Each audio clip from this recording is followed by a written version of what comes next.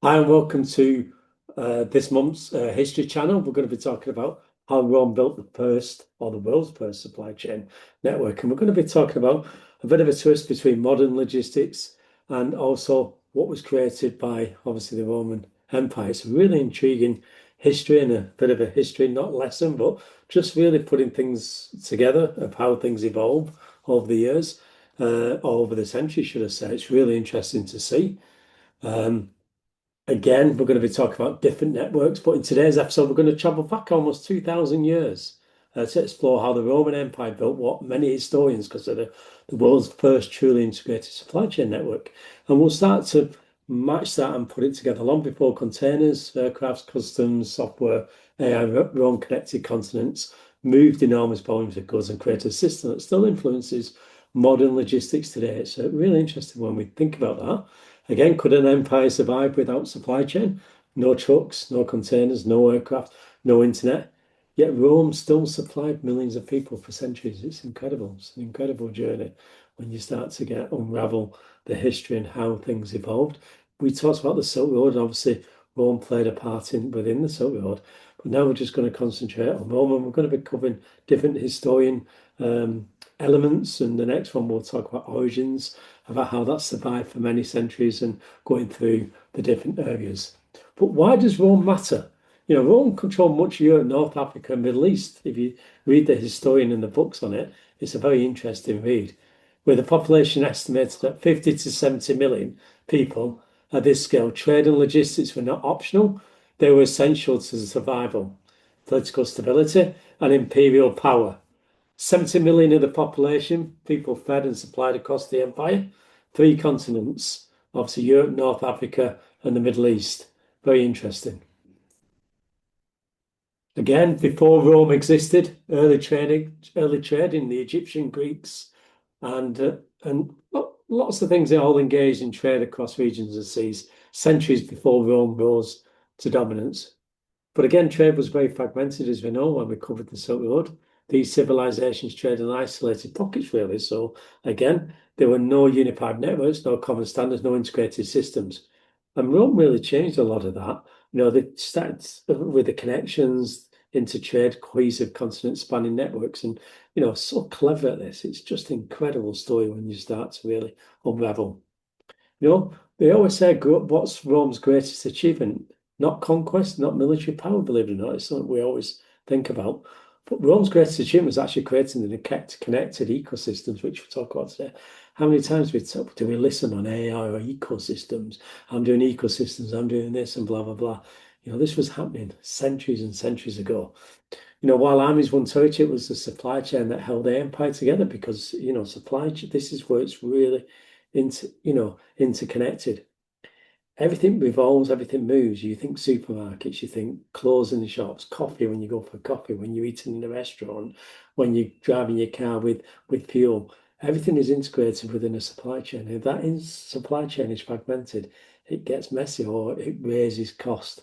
And we've certainly seen that in the geopolitics is what we're living with certainly with Iran at the moment with the Strait of Hormuz.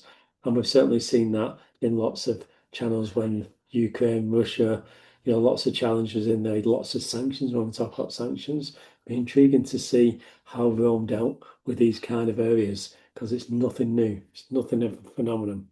So again, the Roman road revolution, 250,000 miles of roads. It was the most extensive network in the ancient world has ever seen. Armies, rapid troop movements, obviously they can move quicker. Communication, messages and orders delivered swiftly. Trade, reliable movements of goods between provinces. Tax collections, revenue flowing back to the imperial centre. There's one clear thing with Roman when it was, when in its real height, they had a real taste for luxury, and that luxury was imported, a lot of it. So they imported a lot of stuff. They also exported a lot of goods.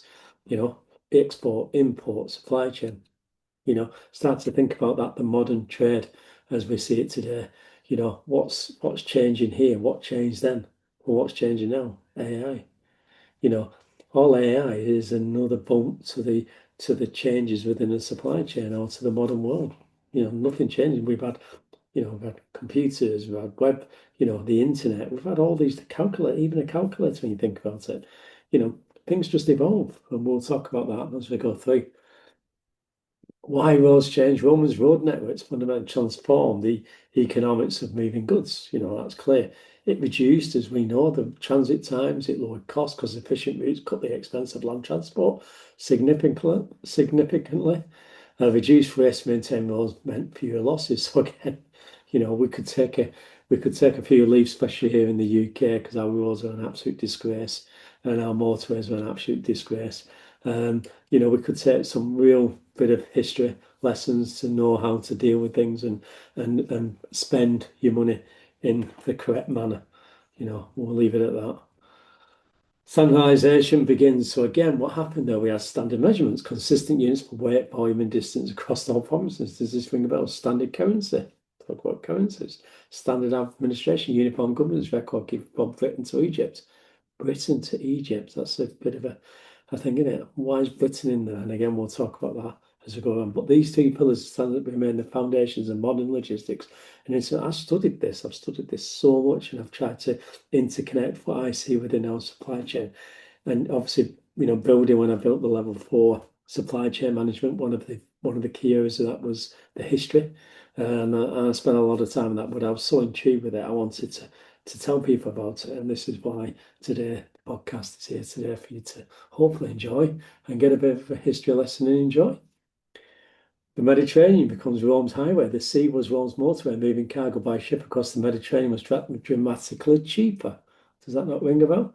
The land transport estimating suggests freight cost as little as 1/16 of overland movement. What is the biggest movement in today's modern world? Ocean freight. Is it by far the cheapest? Yes, by far the cheapest. So, again, things were like this was happening and there was building that structure. This made the Mediterranean the central artery of Rome's supply chain, connecting provinces, ports. Again, why is a port so important? Without ports, things don't move, do they? And people across 3 continents. It all says, when you put it all together. Egypt, Rome's, I read a lot on Egypt and Rome and, everything around there, what happened. But grain from Egypt was the lifeblood of Rome's food supply chain. The annual grain shipments from Alexandria were so critical that disruption to the single supply could trigger food shortages, political instability, public unrest, and severe economic disruption. We only just seen it now with the Strait of Hormuz, of the challenges it causes. Again, Rome's dependence on Egyptian grain is one of history's earliest examples of supply chain concentration risk, a challenge that still affects global trade today. What are we talking about? What we've been talking about, in the last few podcasts, +1, +2, +3 suppliers, not just relying on that one supplier. And look at Rome, nothing changes, does it? Spain had a huge contribution to the Romans. With Rome and Spain, Hispania is one of the empire's most productive provinces, generating large scales. And I'll talk about origin. Won't talk about it today, but some really interesting stories when we talk about origin and the origin and the challenges of origin, which go back centuries again in a really interesting field. I think we'll do that one on the next one. Olive oil exported in vast quantities used for food, light, and hygiene. Metal, silver, copper, iron mined from Iberian deposits. So again, is this not all connected? Agriculture, wine, grain, and fish source shipped across the empire. It's what we see in the modern trade now, modern supply chain. Believe it or not, trade from Britain, Britain, even the most distant provinces were integrated into Rome's supply network. Rome and Britain, or Britannia, supplied critical raw materials, and that fed the empire's industrial and military needs. Tin, essential for bronze production. Lead, used in plumbing and construction. Metals exported south through Gaul and by the sea. British inclusion in the Roman supply chain demonstrates the empire's remarkable ability, and this is really important, the empire's remarkable ability to connect even the peripheral regions into a single functioning economical system. So again, I'll have to put my teeth in today. My big words are struggling to come out. But again, this is light-hearted. We're not here to be too serious. It's a history channel for you to enjoy and engage. Look at the UK, Britannia. Look at the powerhouse that it was, and look at it now. It's a small part of it, in it. Really destroyed what we had. And yes, we do very well in certain things, but my God, we could have been the the huge player. Yeah, we're top five for a small line, but my God, have we let a lot of things go. Is that investment, outer investment, just so poor in it. Politicians and making such a complete mess of everything. Ports and the supply chain hubs. Major ports were the nodes for the Roman supply chain, connecting sea routes, road networks, and that enables obviously goods to flow. The port of Ostia, the gateway to Rome, located at the mouth of the Tiber in Ostia, was was the empire's most interconnected port. So that's where lots and lots of goods, we see it now in modern trade. We see it, Felixstowe, Shanghai, all these major big ports that we see. These ports functioned to come to modern distribution as receiving, sorting, and dispatching. Nothing really changed, does it? Rome developed a sophisticated storage infrastructure to manage enormous volumes of flowing through the empire. The Asian equivalent to today's logistics part. So if you think about it, it was large-scale grain storage facilities, storage depots, regional distribution points, and military warehouses. They were very clever, weren't they, when you look back? I love reading things on Rome and the Vatican, and they just absolutely just, when you're in Rome, I'm sure you've all been to Rome. It's just mind-boggling in it to see the size and the scale is incredible. Again, the Roman military is one of the most demanding supply chain customers in history, keeping legions operational require continuous reliable flow of supplies. You imagine you've got them, how they walk for these miles, they must have been as fit as they come. We walk 10 miles and we need oxygen, don't we? Food, grains, olive oil, perceived provisions of thousands of soldiers, weapons, upget weapons, and animals, horses, mules, oxen kind, feed and care and constant replacement. So again, it's a huge, huge system. But this is the really interesting. It always intrigues me, this being from a customs background. Taxation and customs. Early customs, goods, costs, and regional boundaries were taxed. Rome developed one of the earliest systematic customs frameworks in history. Pretoria levied at ports and provisional borders. So again, port charges were given. Origin already mattered. Roman customs official tracked where goods came from. It's incredible, isn't it? The concept of origin control and duty central to modern customs was already embedded in the Roman trade administration. you know, this is not something new. When you're young and you're watching this, and we all think that customs is quite new, it's just mind-boggling what was there. Rome's taxation of cross-border goods in one of the earliest precursors of modern customs and trade compliance systems. And again, the way I've wrote this, I've done a lot of interconnecting and looked at different things. When we look at modern parallel, today's customs that still focus on the same three questions that Rome customs officials asked 2,000 years ago. What is it? Where did it come from? And what duty and tax bill is payable? It's incredible, isn't it, when you think it's evolving in the times. The fundamentals of customs compliance have changed far less than many people realise. That this is why I want to do these historian channels, because I think it's incredible to see. Obviously, Rome and the Silk Road, as we've talked about in our last history channel, Rome's supply chain extended far beyond its own borders to the Silk Road, Indian Ocean. Trade routes could arrive from distant civilizations, making Rome part of a truly global trading system. I talked about the silk, spices, luxury goods traveling from China, India, cotton, pepper, gems, and exotic goods by Indian Ocean sea routes, Arabia, Frankenstein, mirth, and spices from the Arabian Peninsula. It's really interesting that China and India are still massive players out there, and Arabia's, is now up and coming. It really is incredible in it to see when we start to see these things. Information. So Rome understood that supply chain without visibility, supply chain without control. Imperial, and how many times do we ask about your supply chain, your exposure, your traceability, your visibility? It's the same thing, isn't it? The empire then, or across the empire, created what we now recognise today as ancient supply chain visibility. Inventories, goods in storage, grain stocks, tax receipts, revenues recorded and reported to the imperial treasury. Military supplies, army provisional tracts across frontier depots, so it was all tracked. Again, it's quite why Rome started to struggle. So again, political instability, frequent changes in leadership. My God, do we see that in the UK?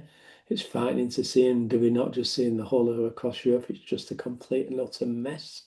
The political instability is rife here, as we know, and these are the challenges we face. Inflation, currency eroded through the economic foundation of trade, security threats, obviously barbarian incursion incursions, disruptive laws, ports, and so what they're saying by that what we're seeing today, there was a lot of disruption there. So we've seen that at the moment with Strait of Hormuz, with Iran, and we've certainly seen that coming out of China, where we've seen a lot of piracy and everything else, so they're having to reroute, and it's nothing new. Again, expensive, and the cost of managing a vast empire became unsustainable. It's a taxation thing, and how many would be confident in what their own countries are running at the moment, the mess they make? Lessons for modern supply chains. Nearly 2,000 years later, the challenges that tested Rome's supply chain are the same challenges facing modern logistics professionals today. Infrastructure, risk, cost control, visibility, resilience. It doesn't change. And this is what I talk about a lot. When we talk about changes, it's not changing, it's just evolving. People are getting obsessed with this change. Nothing's changing in the supply chain. Stop letting people tell you it's changing. It's not. It's just becoming it's more visible. It's more challenging. But the principles are all the same. It doesn't change. Principles don't change. What does AI do? It speeds up that traceability. AI is a prompt. It's how you prompt and it's how you get your data. Use the data correctly. You can be incredibly successful if you know and you understand what AI can produce for you. Don't see it as an enemy. See it as your foe. And you don't need to wipe out 100 staff or anything. Use the staff and the knowledge to be able to use AI. That's where you'll see the benefits. Because at the end of the day, if you're a manufacturer, you still got to make your stuff. If you've got people in the office saying, I can't do all that, but what it can do, it can support the staff to make it easy as you grow the business. So if you have a plan to grow your business by 30%, years ago when you did your planning, you'd look at that and think, well, that's going to cost me 5, 10, 15 staff. Well, with AI, you might not need that. So with AI, you might only need 4 people or 5 people. So it's not saying you get rid of the 100 staff you've got now. What it's saying is that you build on what you have now, and then you don't need, as you start to expand, you're not then expanding them 30, 40, 50 people. That's the beauty. Roman Empire. So again, has anything really changed? Roman roads, ports of Astoria, grain warehouses, customs, trade routes, imperial records, supply chain. Modern world, motorways and rail, Rotterdam, Singapore, Shanghai. Distribution centres, customs authorities, global trade corridors, ERP and AI systems, and supply chain resilience. And I'll keep saying that the principles behind modern logistics were established 2,000 years ago. That's why I like doing the history lessons, because I think they're so interesting to read. It's interesting, isn't it? I've tried to work this out, and I did a lot of work because obviously I've got trade intelligence. I work a lot in AI, but I don't sell the AI. I work in it to get the data. And I was asking, and I was doing a lot of work on this, and I said, but if Rome existed today, what would it actually do? So if it was in Rome, the Roman Empire invested heavily, what would it invest in? And here what the answers: AI visibility, port infrastructure, critical minerals and resources, strategic commodities and economic growth, supply chain intelligence using AI and trade intelligence, predictive analytics. You can do that today. People just don't know how to do it. Customs and border controls, protecting revenue, ensuring compliance and facilitating trade. Supply chain resilience, again, reducing dependence on single source suppliers. Would Rome be building roads today or building a data network? It's interesting, isn't it? What would they be doing? I think they'd be doing the right. I think they'd be doing the data networks. Again, we know why it fell: political instability, inflation, what today's challenges. So I just wanted to give you, a bit of a comparison. Rome depending upon the Mediterranean Sea to move food, resources, and wealth across the empire. Today's challenges: Red Sea disruption, Ukraine conflict, US-China trade tensions, tariff and trade restrictions, semiconductor shortages, critical mineral dependencies, climate and sustainability pressures. It's just crazy this day and age. Customs, compliance, and regularity. Everybody wants to be act greener, but you've got to do it across the whole board. Tariff, sanctions, rules of origin, CBAM, free trade agreements. God, there's protection within a lot of this already, isn't there? Now over 90% of global trade still moves by sea. Modern economies remain dependent upon shipping corridors, ports, and maritime trade routes. Nothing changes, does it? We don't change anything. Again, we put on there what they would say. So what would Rome think of today's supply chain? If Rome's supply chain planners could see today's world, many of them principles would look surprisingly familiar. Rome and 250,000 miles of roads. Modern world, over 180 million TEU, so that's containers or when you're shipping by container through global supply chains annually. Grain from Egypt, or AI forecasting and analytics. Silk from China, real-time shipment visibility. Global customs, international trade corridors, supply chain control towers. Container ships have become the most modern equivalent to Rome's Mediterranean trade network, connecting economies, industries, and consumers across the world. You know, have supply chains really changed? And I've asked that question. I'd love you to answer this. Questions for viewers. Which Roman supply chain lessons do you think businesses ignore most today? Is it the infrastructure, the visibility, the customs control, the supply chain resilience, the trade intelligence? Again, just, be great if you just drop a line, just to let me know. Be really interesting. Again, economic power follows, support, or, as we see, it follows the supply chain power. The Roman did not dominate the ancient world because it had the largest army. It dominated because it controlled infrastructure, trade routes, ports, customs, and warehousing and information. We're already seeing that with control, protection. We see that with the US. We're seeing it with the Europe, with CBAM. It's not simply moving goods, it's margin. So you think Europe, they introduced CBAM, they're going for net zero. They probably contribute a minimum percentage of the whole of the EU structure. The UK contribute about 1%. EU in general, and again, it'd be great if somebody dropped me a line on this, will contribute very little, yet they're bringing in a protection of CBAM. It just beggars belief. It really does. Yes, we want to go green, but when it destroys what you're trying to create, and there's a bit of history here to tell you. The Roma did not collapse because it lacked infrastructure. It collapsed because its supply chain became too complex, too expensive, and too difficult to control. That's what happens when you start controlling things. Be interesting how CBAM, Section 1, 232, and all these crazy things that are introduced in modern trade is just beyond me. And again, you've just got to be careful. So nearly 2,000 years later, government and business face the same challenge. Every modern supply chain professional should remember that lesson. That's what we're saying. And that's why I've highlighted it there.